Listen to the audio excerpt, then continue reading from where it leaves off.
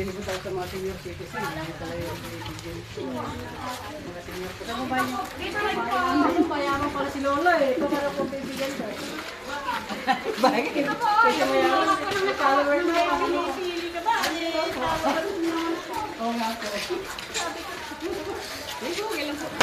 Kanin ko yung lolo ko na masama ko po.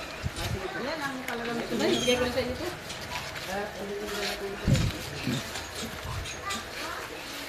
At punta natin pa pang dalang po ito. Napilat na pag-ibig sa akin.